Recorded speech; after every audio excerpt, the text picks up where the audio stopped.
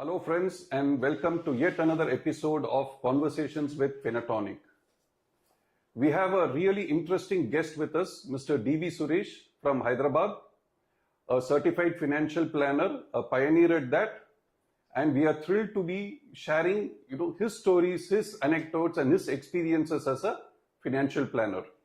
So let's not waste time, let's dive in deep into a very fruitful session with Mr. D.V. Suresh. Hello Suresh and welcome to Finatoniq.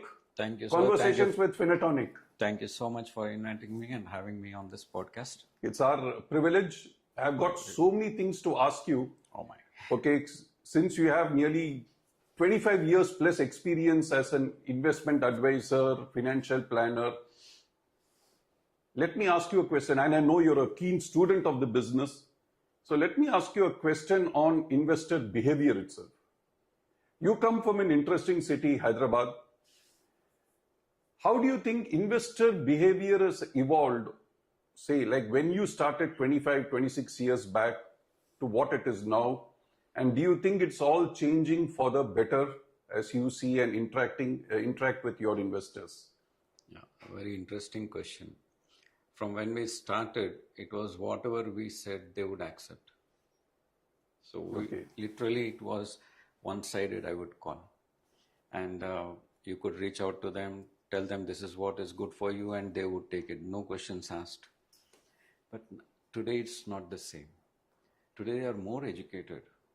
The behaviors, it's a positive shift that the investors come in. When they come in, they are aware why they are coming in. The knowledge levels are very high. And thanks to technology, they can Google and get any info. Even before they come to us, they have their homework done. So the behavior change is very rapid. It's not just changed, it did not take such long. At least in the last 5 years, I can see the kind of shift that is happening. There's a massive, increase in the knowledge levels of even people who are not from the finance background. They talk about finance languages. That is how the knowledge levels have gone up on the from the investor side. So as a planner, as a financial planner, I think we should be a step ahead if we have to handle such investors. The behavior change is there for a change. It will increase going further because thanks to AI also coming in, the depth is more. So you think this is for the better? Definitely, because see, here what happens is the challenge will be on the, the planner or the advisor's side. If they are weak, then the investor is going to walk away. He can easily distinguish whether you're capable or not capable because he has done more homework than you. So are we a step ahead? It makes a lot of difference staying at pace with how the changes are happening. Nice. So your conversations need to have more expertise. Absolutely. Your body language has to be more confident. Otherwise, the investor is judging you all the time. 100%. In fact, talking of their behavior, see, if you're sending them a report, earlier, you send them something, they would keep it in their, drawers, see and keep it. Now they're not keeping it there. They're sending it to A and asking it to give a, output. Okay.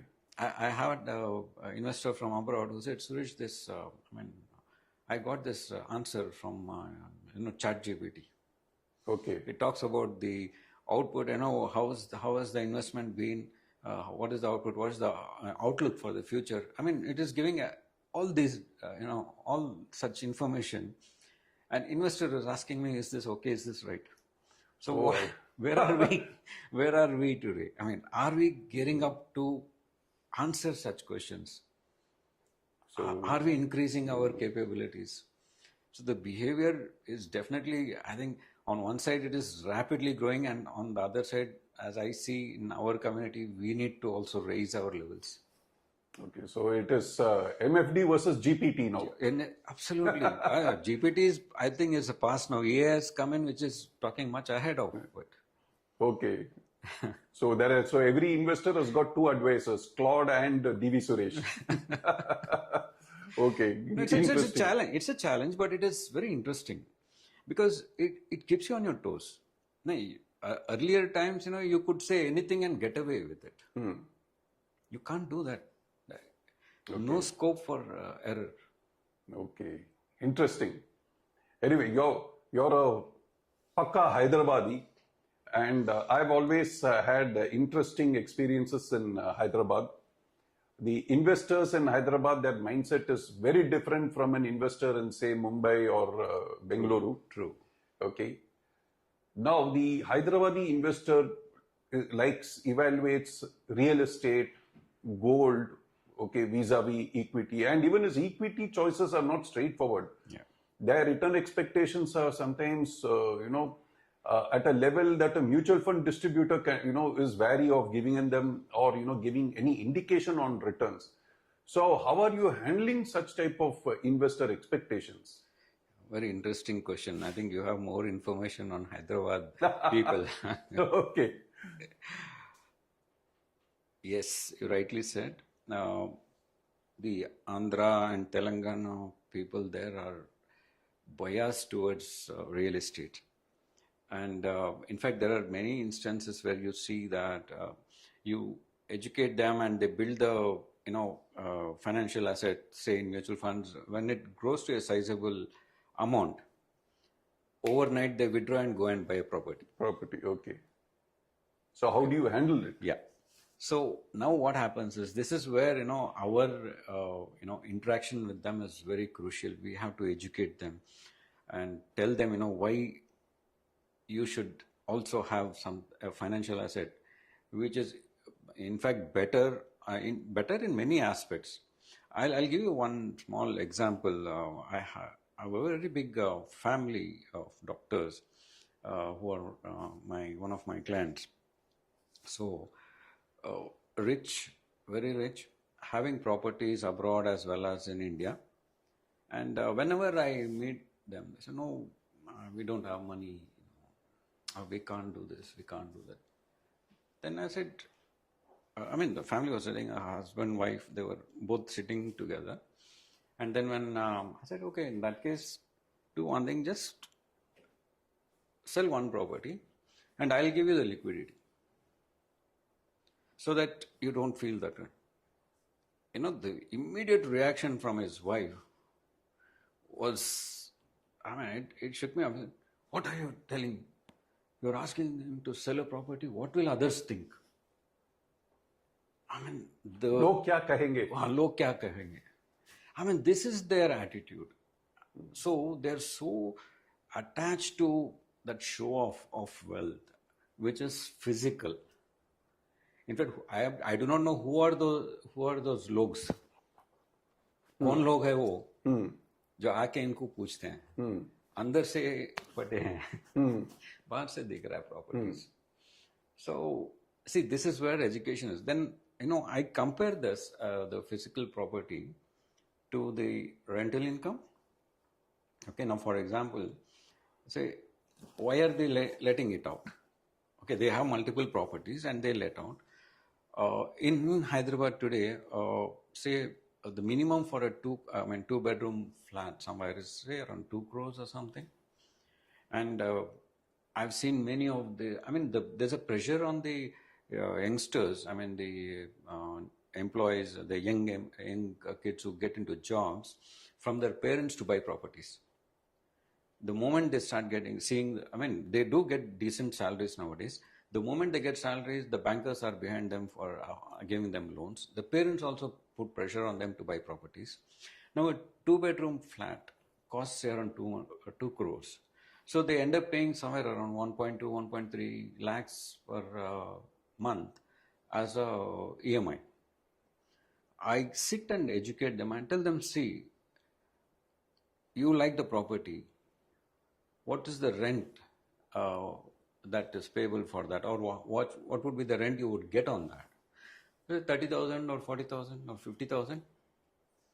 Okay, go stay in the same apartment.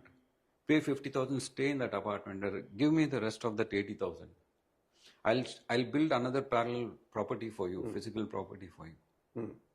Okay, and that is one aspect. The other one is buying properties for letting out. Okay.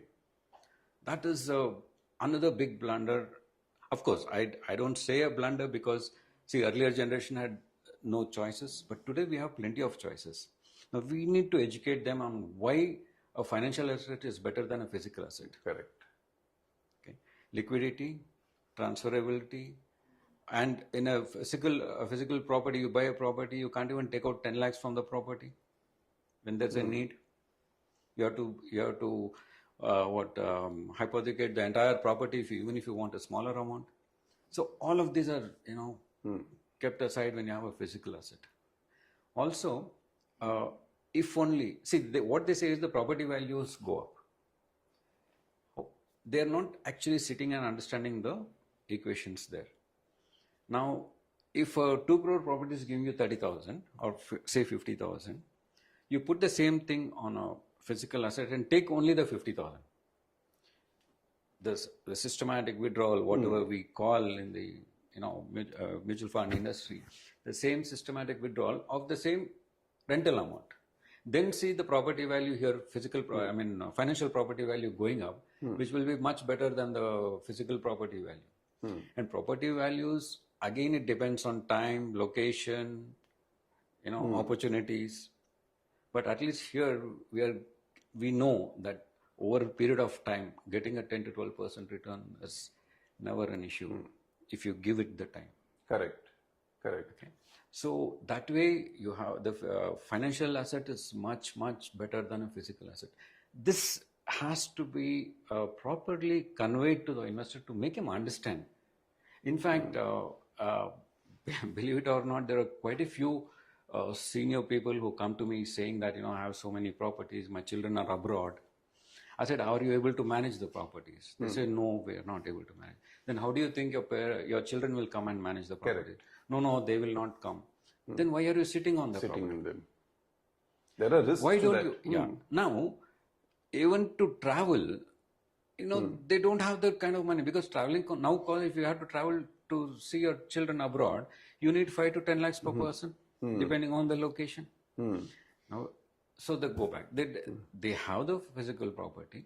They don't have the financial capability to travel on their own. So I said, sell, keep the money with you, enjoy the money as long as you're alive, leave the financial assets for succession. Go travel the world. In fact, for some of them, I said, please travel business class, please travel first class. The money is lying idle. Correct. Okay. Why are you building so much money? When you build the money, enjoy the money. Correct. Right? You should enjoy. And in fact, I live by example. I travel. Many people ask me, how are you able to manage? I said, that's what life is.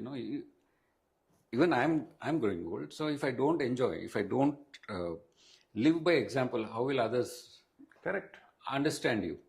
So I do that so that at least they see, this guy is also doing. Everybody can do it.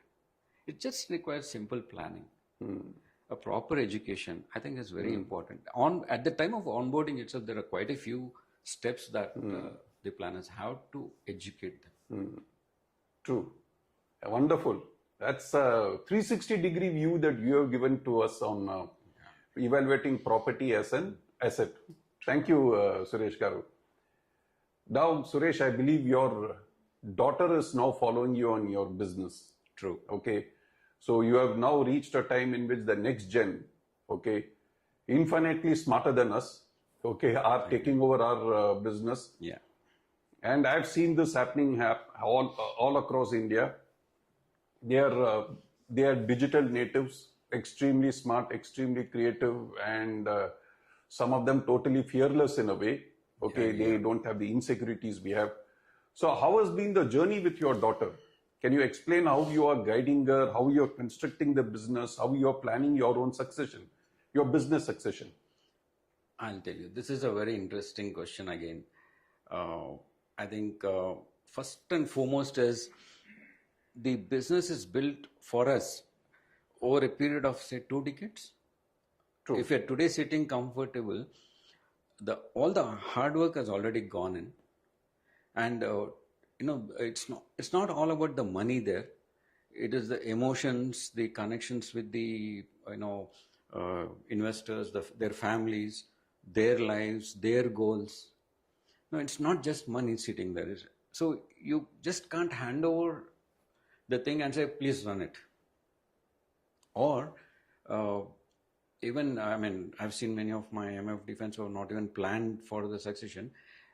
You cannot hand it over after the person has gone. The succession should happen while we are still strong, going good, so that the training happens alongside. You cannot hand over the whole, all the emotions, everything that you have carried over so many decades just on a platter and let them, take it for granted, because they would not have gone through all the, feelings that we have had with the investors, because we connect with them so closely. So that thing has to get into their mind. They should know the values, the principles, the ethics that we follow should also get imbibed even before they take over the business. So my daughter, I mean, I'm thankfully she showed interest. She is a CA, CFP, and she is also qualified for this SIF exams. So she's pretty clear and clear-headed about continuing this business. But at the same time, it's not going to be a cakewalk. I've made it very clear that I've grown with this business over the 25 years. Now, how did I grow? Generally, it so happens that you connect with people of your age and you grow with them. I told her the same thing. You start connecting with your age group people, because all of your friends are now working. Educate them. Tell them what is right. Because today in the market, there are so many people who want to grab. See, the first person who would, you get a very sweet call is from the bank. I'm your personal RM. The money is gone. Loan, the money is gone. The moment they take a loan, they're indebted for 20 years. So these are the problems which has to be first addressed. Educate them from the beginning so that they are at the right place and they're guided properly, ethically, to be at the right place and build their financial asset without getting into debt traps. So these are things which you should learn on your own and build your own clientele. While, understanding how I am handling my clients now, so that you have a proper understanding of how to deal with, each of these investors, because each investor is different. I always give this example of, pharmacy. Every medicine on the shelf is meant to cure. So which one to take? You need a prescription. That prescription is what we are giving. And then the behavior, which is also very important. So how do you handle behavior? Like the first question was about behavior. Now that is a very, very, one of the first steps that a planner has to look into. At the time of onboarding itself, you should know that the investor has to be educated about what are the areas where there could be risk, and how to manage that risk should be told well in advance. One example is, when they say, there's a risk. I said, okay, there's a risk in gold. The property, the gold value drops. So what will you do? They say, no, we'll not do anything. Will you buy? Yes, we'll buy. Then apply the same thing here. In mutual funds also, you have to do the same thing. Will you sell the gold that you have because the markets have gone down? They said, no. Then why do you fear here? So understand this. This is very crucial to understand, and then follow the steps. See what happens when we educate them even before you onboard them. Then you have them for a longer time. They understand when the markets are down. Because today, honestly, I don't get any calls when the markets are down. In fact, I get many calls and they say, sir, I have some money, can I invest now? See, that education is important. Yes, so that behavior management, in fact, I would call, we are not planners or advisors, we are more, behavioral managers. Because we manage their behavior more than, because fund managers are there to take care of the funds. Why? We are not fund managers to manage the funds. Correct. Right? So we have to, our job is to see that our investors reach their financial goals, they reach their financial freedom, whatever their dreams are there, that are fulfilled. In fact, I read a very beautiful write-up by Amit Trivedi this morning on LinkedIn on your book. Wonderful book. So his comparison with the jungle and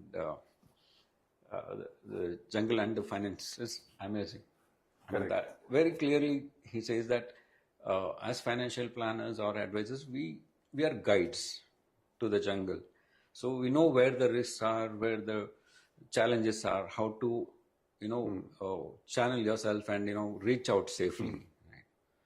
That's the best thing to do. Absolutely, absolutely. So that way, I think our job is to handhold the investors, and especially when the markets are down, it is more important for us to tell them this is what is happening, and you don't have to worry unless your goal is very near. If the goal is very near, you are very proactive. You have to be proactive. Immediately take action if it is near. But if it is a long-term goal, then you don't have to worry. Nice. Yeah, talking about behavior, the investors, when they're flushed with money, they are very positive. The risk profile is very good. When the markets are down, the risk profile goes for a toss. So, behavior handling is a very crucial thing. Handholding them at every level is very crucial for us. True. Can't agree more. My last question to you, Suresh, is you are an active member of your investment fraternity, the advisory fraternity, the distribution cohort. So what all do you do to encourage best practices, foster a sense of positive feeling, and encourage a more communal community sense amongst your friends and associates in this business? I mean, thank you for asking that question. Actually, in Hyderabad, we have Federation of Financial Planners. The idea is to bring in, financial planners and advisors who have quality. I mean, and imbibe the qualities in them that is rich in and is, investor centric. It is not about what we get. It is about what we give. So we are conducting regular, knowledge sessions, and we make it a point to give some value add in each of the sessions, not talking about the regular topics, but something that the participants can go and practice, so that they can reach out to their to the society. We need more number of quality people in the society, because for an investor or for a client outside, he cannot distinguish between an agent, an advisor, a banker. For anybody, he thinks somebody is coming to sell. So there has to be some distinction between the seller and the person who's trying to plan somebody's future. So that is where we are trying our best. So the Federation of Financial Planners is one such association for which I'm the founder president, and we have a very fantastic team groomed to take this forward. And we have successfully conducted 2 annual events with many people from other states have attended and appreciated our effort.